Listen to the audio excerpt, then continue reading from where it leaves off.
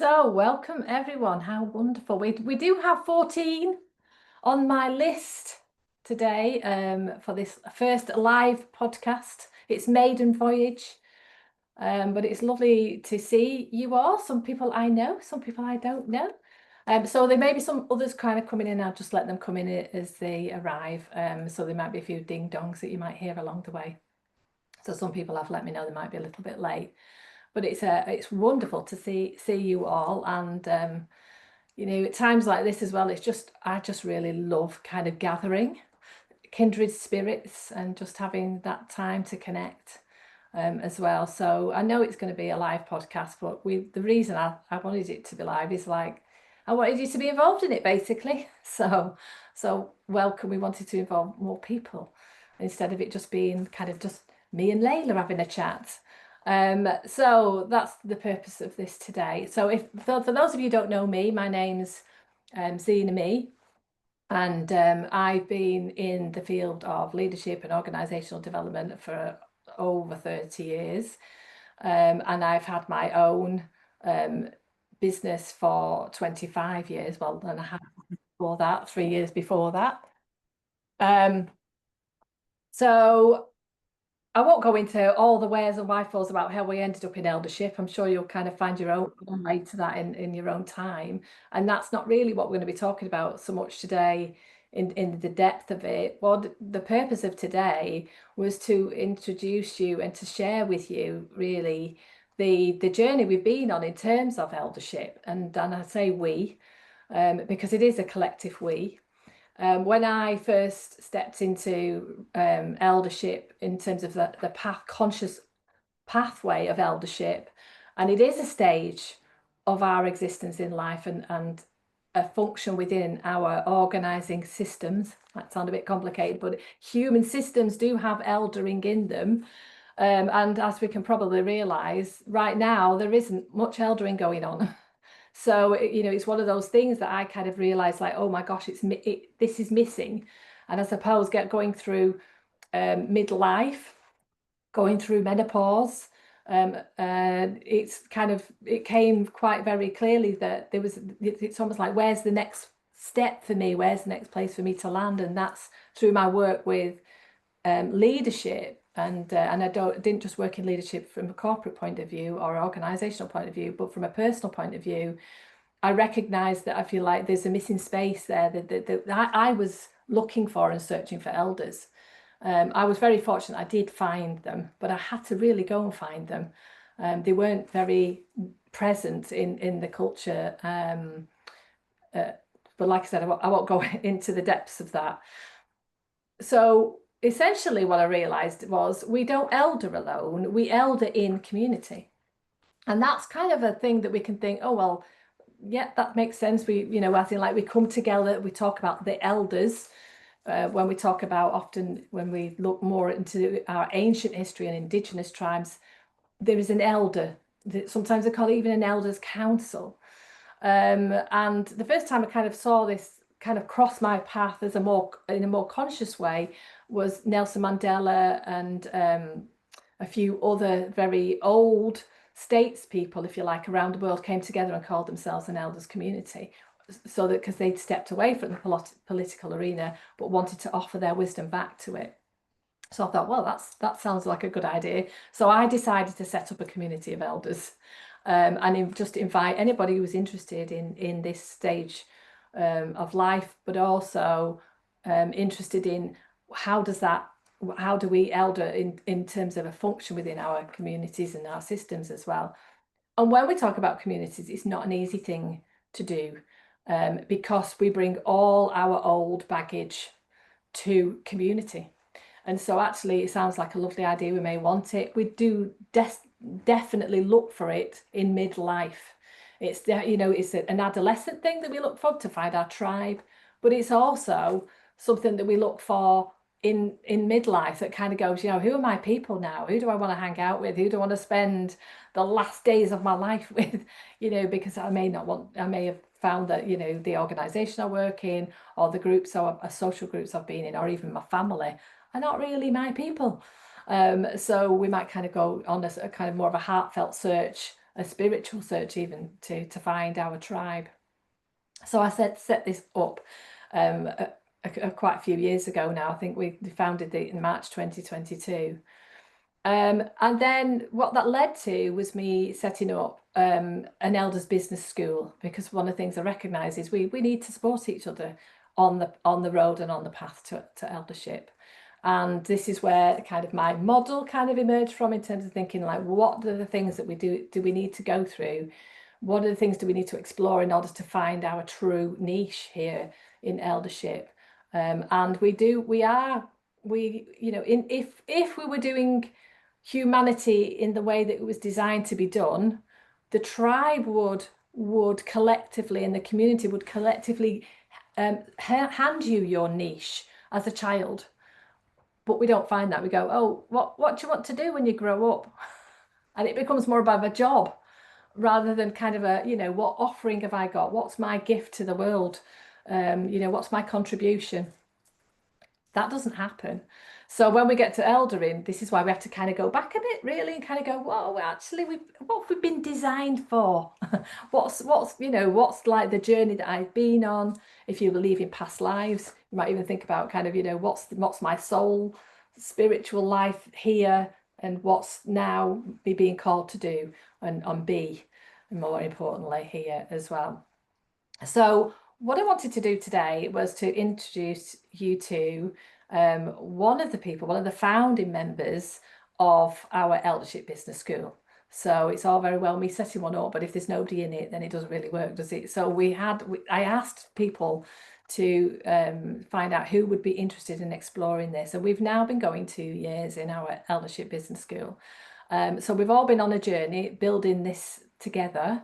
And there's been people kind of coming in and out of it, and then there's people that have stayed, and Laila is definitely one who stayed. But we also have other people here today, so if you'd like to raise your hand to show that you're part of our Eldership School as well. So there are other, not everybody's here, but there are some people here as well who have been part of our Eldership School.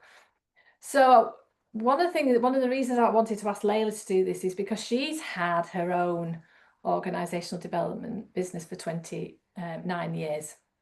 So she's been going very long time in business, and I'm sure she's got lots of stories to tell about that business. But we kind of first met online in another group, and myself and Laila kind of were attracted to each other, and then we ended up kind of working on this. And then Laila, when I did set up the Elders Business School, she joins us, which was wonderful. And she's done an awful lot of work within the business school and applied it to not just her business, because it is about us completely rethinking business, completely rethinking the premise with which we build our organizations on. So this has been part of the challenge here, is that when we look at it through an eldership lens, a lot of the structures and systems that are currently in place are just not actually useful to kind of moving forward, and actually are going to hold us back. So we've had to kind of build the road as we go, if you like, in terms of building businesses. But also from Laila's point of view, she's had a business a very long time. So then there's the unraveling and disentangling from perhaps some of the systems and the things that if you like make the business has made it so successful and survive. So I just wanted to share Laila with you and what her experiences have been. So the other thing I just wanted to mention is when Laila joined our business school, she had a book. So she just published a book, which was it's not about self-esteem. So I'm going to let Laila tell you a little bit about her and kind of the work she does first of all, and then we'll go into a little bit detail about the book and also her model, which she's got there on the flip chart behind her. Because part of the process here in the Eldership Business School is to be able to come up with a very clearly defined niche, and part of that is knowing, if you like, what your offering is, what your wisdom from your life experience, from your work experience, what wisdom are you bringing to eldership? So Laila was already on that path, I would have said, before she joined us. Although she probably didn't tag it as elder at that point. It was probably something different. So I'm just going to hand over to Laila and let her introduce herself to you and tell you a little bit about the work she does, just to give a little bit of background about the work she does. And then we're going to go for till about 1:10, and then we're going to throw this open to you guys if you've got any questions or any comments that you want to make, anything you want to contribute to this live podcast. So over to you, Laila. Thank you, Zena. It's a joy to see you all and to be invited to do this. So thank you, Zena. I really appreciate it. My organisation that I run is called Indigo Brave. And yes, we did set up in 1996, which obviously makes me feel a little older than I'm perhaps willing to admit. But I guess when we get into that eldership space, then we start to redefine our wisdom as being something that comes through the ages if we can really integrate our life into our wisdom. So that's also a good thing. And Indigo Brave is a triple bottom line social enterprise. So we audit ourselves on our effect on people and planet, as well as our ability to generate profit. We're not a charity. We do generate profit. And we've been that since we set up. We started work very much in the field of vulnerable people. So our work was with teenagers who were at risk of being excluded from school. Our first ever project was with a group of young men who were on probation, largely for stealing cars and other petty crimes, and also work in the mental health field. So, and we were grant run when we first began in 1996. We really graduated to full social enterprise around the millennium when we won an award, a national award for our work. And part of that award was somebody coming in and looking at the business and saying, if you lot continue to lurch from grant to grant, you will implode. And actually you could sell this work you're doing, which affects people's behavior. It creates change. It's real measurable change. You can sell that to business and continue to do the work that you want to with the vulnerable. And that sort of symbiotic relationship is how we've gone forward. So that's a bit about Indigo Brave. And we still work like that today, very much in all those fields. And Zena invited me to share the base model of Indigo Brave's work, which really came through our work with those first groups. And it's detailed in the book how the model came about. But we were asked repeatedly to do work with people's self-esteem. Oh, we've got a group in school with low self-esteem. Oh, these kids have got low self-esteem. Can you come and work with this group with her?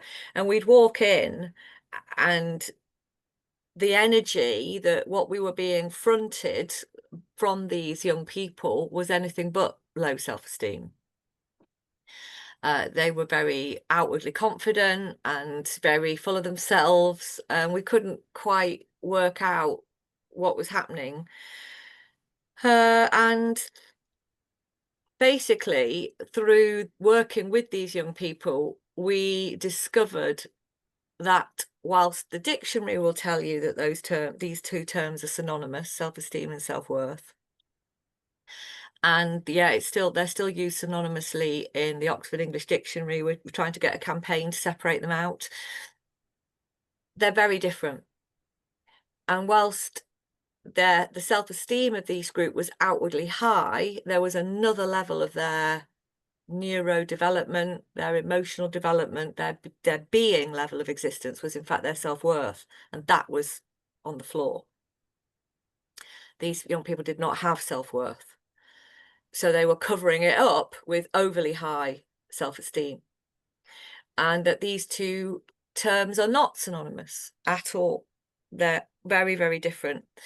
So we started working with this idea. I would now probably say that this model was given to me, actually. It literally landed in its entirety in a moment as I was considering how we were going to work with these people. And what we came to see was that self-worth is your real grounding. It's the baseline of your existence. It's actually who you are, your being level. Whereas self-esteem is your doing level of existence. It's you in what you can affect in the world. And then when we found that these two things were working better, we got to self-confidence, which we put at the top of the triangle, which is your ability to put yourself out into the world. And interestingly, confidence, when you dig into that, confidence is trust. It's to confide with yourself. It's your self-trust. And if your confidence is built on your esteem, then as you make a mistake, which is inevitable, your confidence will fall. What we found is if we could build these young people's self-worth, the fact that they had done some very wrong things and were being judged as wrong, if their confidence could have something of their worth as the foundation to their being, then their confidence could remain in place even when their self-esteem dipped.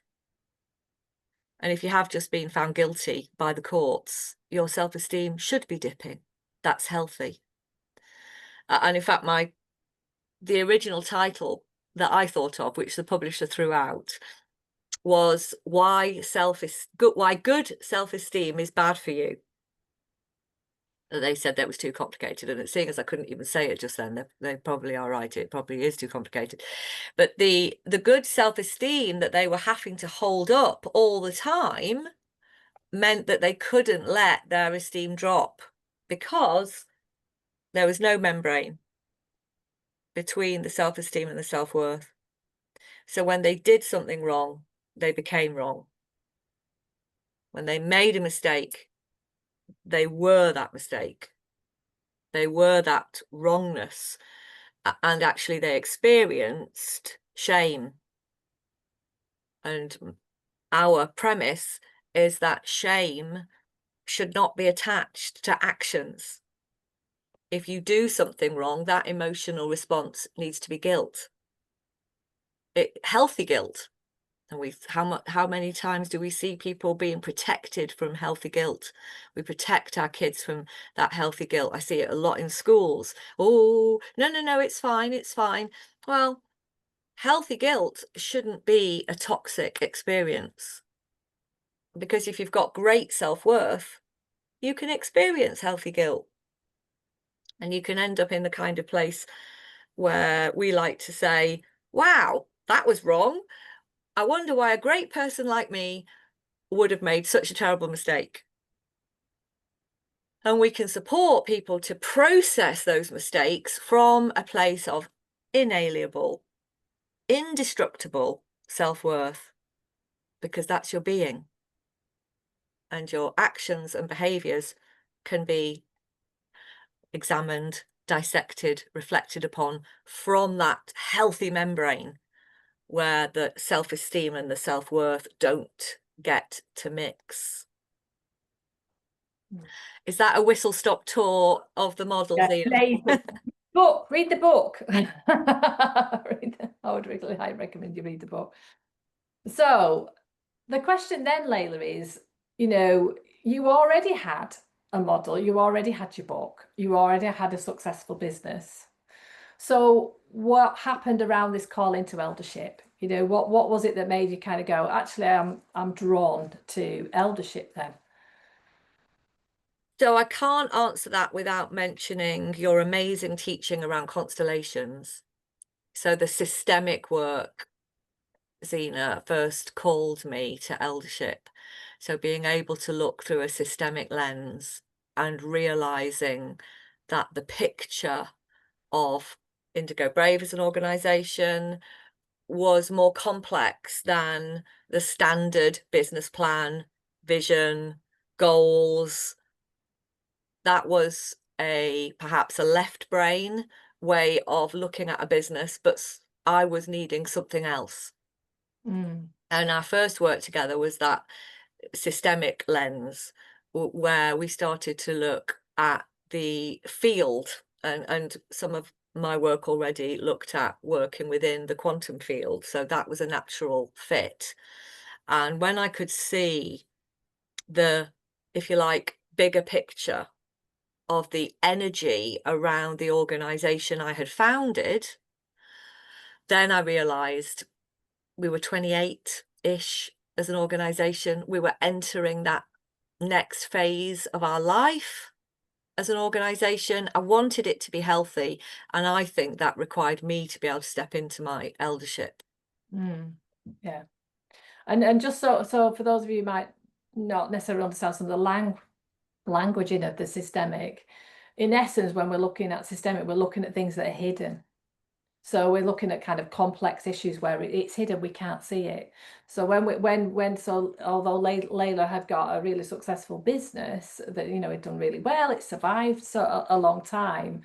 In terms of getting it to its next level of growth and where she wanted to take it, there were, if you like, there were things that were maybe hidden in the system of the organizing system of the business that would like what we call entanglements that we may need to go and look at.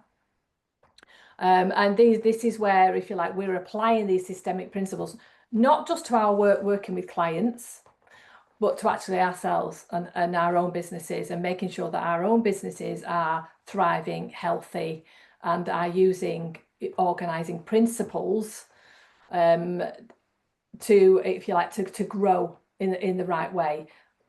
So the founder brings their system to found a system, and there's only ever one founder within the system. So that's one of the things we worked on, didn't we? Because you thought you had a co-founder, and it's like, well, you did and you didn't.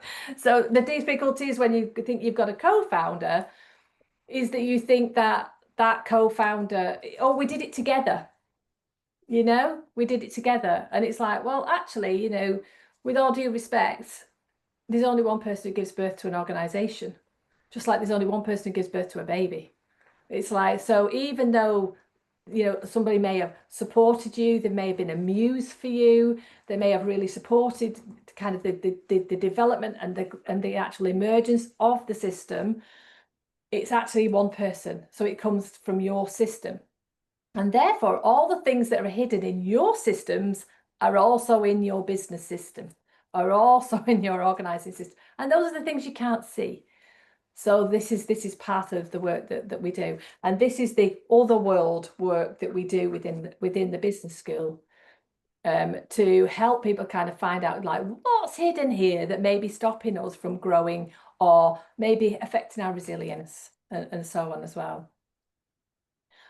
So yeah, this is kind of the what we've been working on within the business school. Yeah, that's really important point, because what I discovered through the business school was that there were still places in my business where I had brought my survivor self, if you like, that energy of that first founding organization, and I was trying to prove my worth through the business. So my own model was reflecting on where the business was healthy and where the business wasn't healthy. And whilst I felt I had this all down, I totally got this, there were places, and if you're ever trying to prove your worth, you're on a hiding to nothing. Your worth can't be proved. Your worth is inalienable. You can create value, you can bring wonderful value to the world, but your worth is your being level of existence. It's who you are. And if you're fighting to try to prove that, then in fact, you've got a little bit of a self-worth hole. You've got a hole in your worth that needs to be attended to. And those holes can only be filled internally. They can only be supported from that wellspring of of bubbling up from deep down within. You can't prove you're worth something because you've done something. They don't correlate. So I didn't want this to be just a kind of a promotion of the business school, because that would be leading you into a very false sense of reality, and I didn't want that to happen. And this is why I wanted kind of Laila to be here as well, because the next question for you, Laila, is what have the challenges been for you of being in this business school for 2 years? Wow. Well, I think the main challenge for me, so I love to learn, I love to grow, I love to walk my talk. So I often say to people, I won't put any of my clients through something I haven't put myself through. So that was easy. You know, I loved your work, Zena, and I dived in. I think, if I'm honest, the challenge came when I realised this eldering lark was a little bit deeper than perhaps I'd taken on, and that actually it was going to require of me to really go back. And if I was going to step over a threshold, I was going to have to re-examine some wounds from my early life that I kind of had hoped I'd done, really, and had hoped I'd finished with. So if I'm honest, that was a big challenge. And I'm very connected to teenagers. It's where the work started. So I've done a lot of work with leaders that connects in with teenage wounding. And that was a particular area that I found myself working in, with CEOs and CFOs who had teenage wounds that perhaps they were still playing out. And then I found, gosh, what a surprise, so did I. And I had to go back a bit. So that was a challenge. And then I suppose another challenge I would name is that people didn't stay. So people had to leave for whatever good reason that they had for leaving. But that caused me, in my process with the group, some rupturing. And that was something I had to then, bring to the work. Because it's, eldership is not a training course that you can tick off, unfortunately. I don't think anybody's ever going to hand you a certificate saying bona fide elder. I think it's something that is much more organic and deep than that. So I'd name those challenges. Thank you. And I think we've had a very open conversation for the last 2 years about what it feels like to be here. So it's not been kind of I stand here and teach and you all receive and blah blah. It's been very much like I provide resources where I can, but actually the actual the depth of the learning is to do with actually being in the collective of the community. And therefore that involves like what it's like when new people join, what's it like when people leave, and what's the impact that has on the system, if you like. So we wanted to actually use the group in a phenomenological way, in terms of like noticing what's happening as much as we can, in terms of what's happening to the system. And of course this school was founded by me, so all my stuff comes with it. So we're kind of, and we often attract people who've got very similar patterns in our ancestral system as well. So in my family system, there's my system itself, there's a lot of abandonment wounding, there's a lot of missing mothers, there's a lot of stuff around money issues. So, which is, by the way, is in everybody's system. So I'm not kind of calling that just for my own, but there is all those things too. And one of the things that we discovered, wasn't it, Laila, that the group, the saying in systemic world, the group is the mother. The group is the mother. felt very resonant at times in terms of, for the group itself, in terms of some of the things we were coping with, not just individually, but as a collective system. Yeah, and that sentence in itself is so powerful, isn't it? The group is the mother.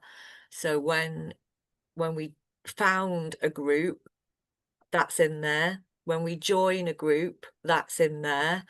The projections are going to come out, the dynamics are going to come out. We're going to need to be as conscious as we can about that, because the mother wounding in our society at the moment, I think, is very much coming to the surface. I think we are really experiencing a move out of the patriarchal years. And where is the mother? Where is the feminine? Where is our strong feminine connection? And that is something that I have benefited hugely from, having a group that is able to face into that truth. The absent mother, the mother-daughter wounding, the mother-son wounding, because we're not an all-feminine group, we're not all females. And it's been very powerful for me to have a group where we can openly speak about that. Yeah, thank you. So I don't want to go to kind of too much into it, because myself and Laila could speak for hours. So I just want to kind of open this up for is there any thoughts, reflections, questions that you may have? Because I know we've thrown quite a few things at you here that may sound like, what the hell are they talking about? The group is the mother. So, you know, if there's any questions or thoughts or reflections, we're open. And if you want to aim that at Laila or me, then, you know, or both of us, just say.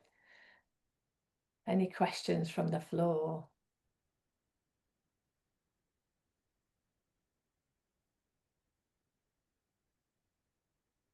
And perhaps while people have a chance to think of a question, Zena, that I might just add that the membrane that I spoke about, this membrane between your self-esteem and self-worth, is actually now being proven in neuroscience. So our self-esteem actually develops in a different place to our self-worth in the brain, which is really interesting. And it is, I like to call this membrane a semi-permeable intelligent membrane, which if I remember my biology O-level correctly, they do exist. And your self-worth can definitely feed in to your self-esteem and feed into your confidence, but what you do at a self-esteem level shouldn't go past the membrane this way into your self-worth. So the energy can only go back up, it can't flow back down. Great, thanks, Laila. Melanie.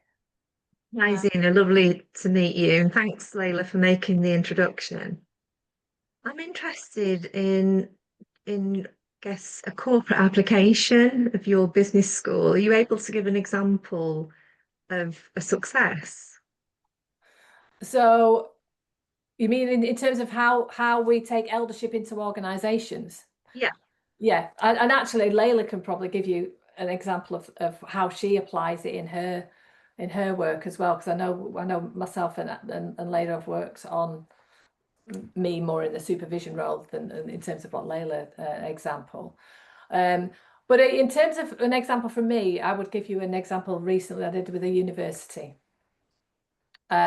where, if you like, I was being kind of called in, I suppose, as an elder. So it was a senior team within a university that was in a very kind of fragmented place.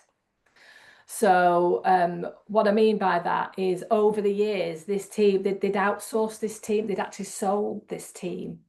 It was an IT function, so I won't tell you which university it was, but it was a big IT function within the university, and they'd actually outsourced it and then insourced it. And so they'd lost people along the way. An ex director had a nervous breakdown. So there was all this trauma in the basically going back in this system, in this one part of the university, which had left the whole system fragmented. You know, this team didn't speak to that team, or, you know, or the way that they communicated with the rest of the university was very, you know, they were more inward facing rather than outward facing. So all that kind of stuff. So how we applied this was actually taking them back through. So kind of using this model, we looked at kind of what are some of the patterns that have emerged as a result of the trauma that's happened to this organization. So a part of that was taking them back through the timeline to find out kind of what's happened, not stories. So this is where we really do shift in eldership. We don't tell stories, which is really hard.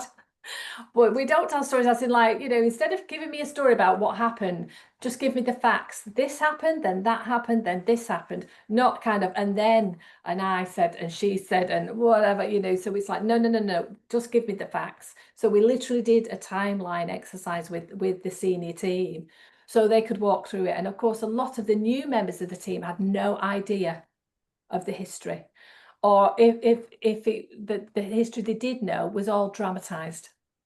It was all, you know, kind of, well, that the woman who had the breakdown, well, they carried her out, and you know, and it was like this story, and then, you know, but then she was hopeless anyway, and then they recruited this new person. It's like, no, we don't need the drama. We just need what actually happened. What were the facts, you know, of that situation?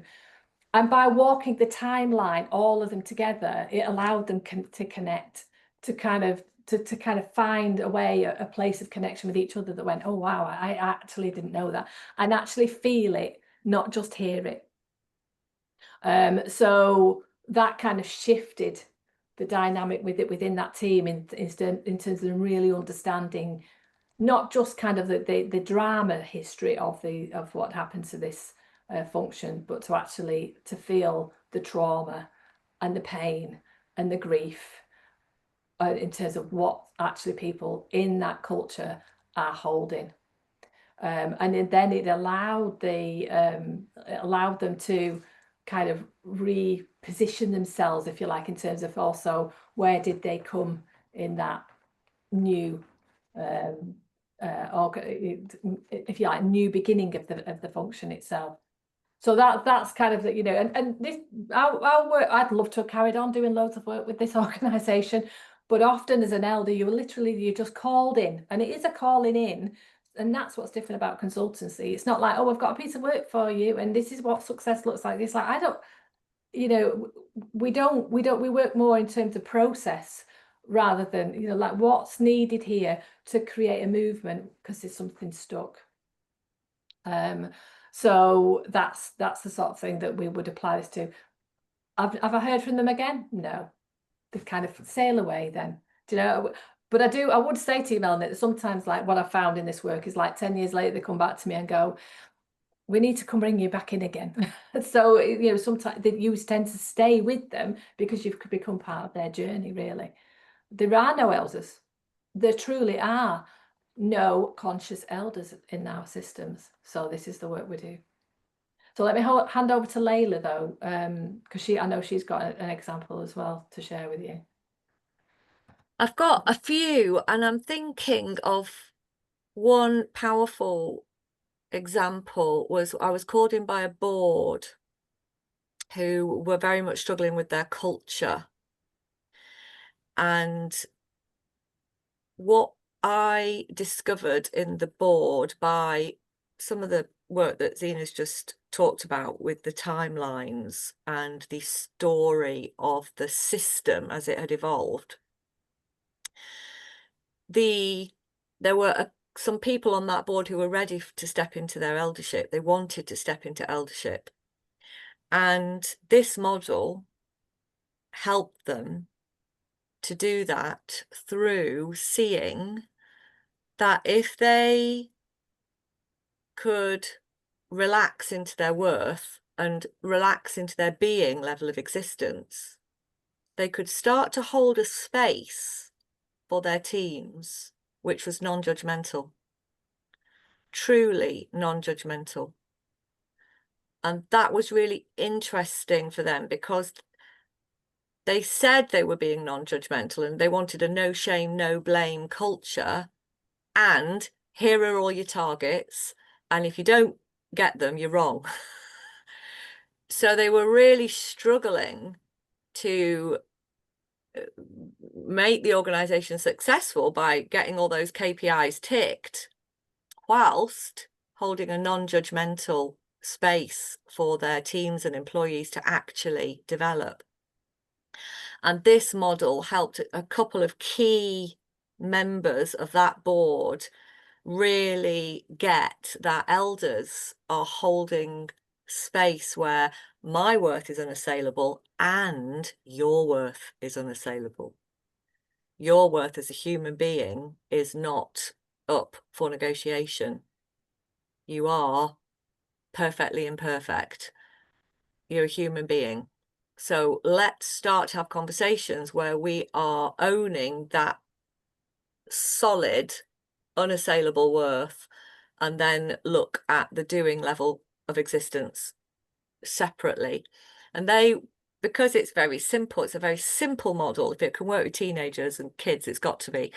So they clicked with that and they started to step into their eldership more, and that started to offer the organization, I would say, space for it to move into the culture that they wanted to create. And that's an example, Melanie, of as well, Laila using her model. So this model's come from her, so this is not Laila taking my model. She has her model, and then she, if you like, she translates that into her eldership. And so recognizing, for instance, because of her journey and her understanding of her own experience, and if you read the book, you'll also kind of get Laila's story as well in that, in terms of how this is, has affected, come from her own life story, if you like, which is what we're working on. It's about, that's her authentic model, to me. So it's almost like, and so what we've got to trust is, the system itself is attracting Laila in because she has what they need to have to as a resource to move forward. Does that answer your question, Melanie? Have you got any other follow-up? Yeah, no, that's great. It's great to get those examples. Thank you. Yeah, that's a really good point, Zena. And I would say that I was able to offer the work from an eldership space because I could give them more space. So I'd entered more of my eldership, which could then offer the people who were ready to step into more of their eldership, which I wouldn't have been able to do from a consultant, meet your objectives, whereas place that I used to work from. Any other questions, thoughts, reflections, opinions? Not a question, Zena, but just to kind of reflect back, Laila, and I've heard you speak before, so always a pleasure. I think the thing that always really lands with me, and I'm thinking about what's going on at the moment in terms of, some of the challenges that our young people have got and moving into universities. And so for me, this is such a powerful model because it's so needed and so kind of widely applicable. It just kind of really hits me. But when you say that, when you talk about that difference between worth and esteem, as in, if I do wrong, I am wrong. If I make a mistake, I am a mistake. That's the bit for me that really lands. And I just always think, how wonderful would it be if more of our young people had access to people who were working with them in that kind of way. So that it doesn't matter how many times I hear it, it kind of it really hits and really resonates. So I just think this could be used in so many different ways. Thanks, Liz. Yeah, and those self-worth holes, what I found is if you've got a hole and you know, none of us had perfect parents, none of us had perfect upbringings. It doesn't exist. So if you've got a puncture in that self-worth, it's almost like it works like a black hole. It attracts that belief that you're wrong. It sort of sucks it into itself.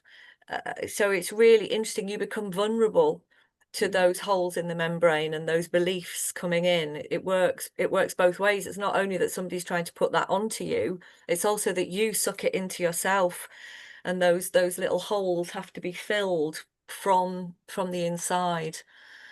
And yeah, I'm passionate about getting this work more into schools and universities, but we used to work a lot with schools, and we can hardly get through the door these days. They are here, or perhaps here, you know, with the challenges they face, with the lack of funding, with the increase in mental health issues. They are so full that we can't hardly offer this work out anymore, whereas we used to get teacher insets. And yeah, very challenging. And I think this is what we're finding, is that the systems are collapsing. And so it's like, this is where, if you like, eldership is so essential, because we have to go deeper. And people, in order to deal with complexities, need to be able to go and be deeper, but they need people to be able to hold the space for them.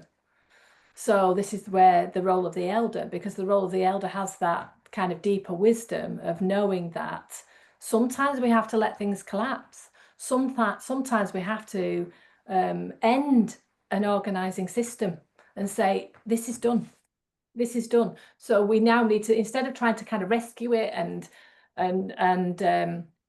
fix it, we actually now need to go, and what if its time has now come? What if it's complete?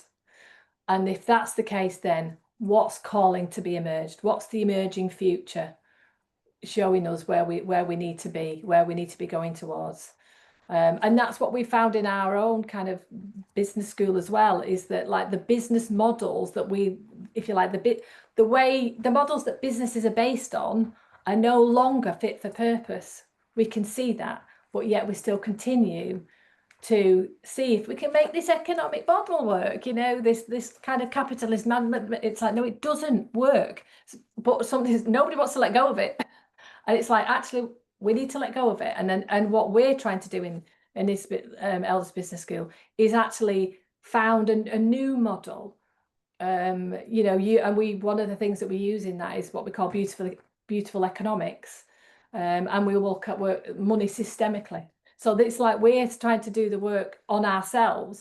So if you like, we're modeling when we're going into these organizations as well. Any other questions, thought, reflections? Yeah, I just give you a chance to think. But Liz, the other thing I want to say about young people is, how many times have you seen and experienced in a classroom, or, you know, just overheard conversations where that shame, that toxic shame of I am wrong, is used as a currency. It's used as a way of controlling behavior in classrooms. It's used by people who want the power, because it works. It ruptures the relationship. So kids will stop doing the behavior. It doesn't work long term, because that kid is going to get you back, because you've started a dynamic there. And they will win, and, you know, they will come back at you. But we've all seen it. I've certainly experienced it. I've experienced it with my own children, watching their experience through education. And until we can get into the way that teachers are taught, and the way that we understand that journey of becoming, shame is going to continue to be used as a power dynamic and a currency in the classroom. And that is the same as not understanding that self-esteem and self-worth are different. Yeah, and from an educational systems point of view, they still don't recognise there's such a thing as culture. So you can't speak to a head teacher about culture of their school. They don't know what you're talking about, because they just see that the culture is driven by the children and the parents. They don't actually see themselves as a team creating a culture. So I've done quite a lot of work in education, and it's a real blind spot. And I think part of that is it's so institutionalized. It's so institutionalized. It can't see beyond the system. So, you know, when people kind of step into it, I mean, we talk about teachers, but actually it is the system. It is the system. It's so institutionalized, and it's so integrated into, for instance, the economic model.